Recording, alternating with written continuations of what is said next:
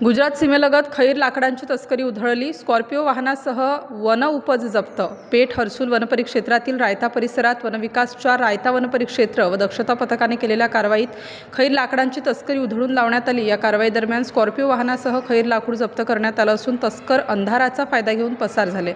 सदर घटना महाराष्ट्र व गुजरात राज्याच्या सीमेलगत असलेल्या ओझरखेड व सुलिया या गावांच्या मध्यभागी घडली. वनपथकाने संशयित वाहनाची तपासणी केली असता त्यामध्ये खैरचे नग 6,0087 घनमीटर इतकी वनउपज आढळून आली. सदर वनउपज व वाहन वनविकास महामंडळाने जप्त केले आहे. या प्रकरणी भारतीय वन अधिनियम 1927 चे कलम 26(1) ई ड फ तसेच कलम 52(1) अन्वये गुन्हा नोंद करण्यात आला आहे. या प्रकरणात एकूण 5 संशयित आरोपींविरुद्ध गुन्हा दाखल करण्यात आला असून त्यापैकी 3 आरोपी गुजरात राज्यातील असल्याचे प्राथमिक तपासात निष्पन्न झाले आहे. सदर कारवाई वनविकासचे नाशिक प्रादेशिक व्यवस्थापक श्री उमेश वावरे व विभागीय व्यवस्थापक डॉक्टर सुजित नेवसे व सहाय्यक व्यवस्थापक प्रवीण डमाळे यांच्या मार्गदर्शनाखाली करण्यात आली.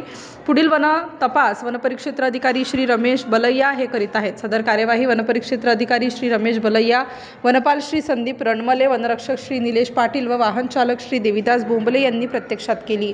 Star news bureau, Nashik.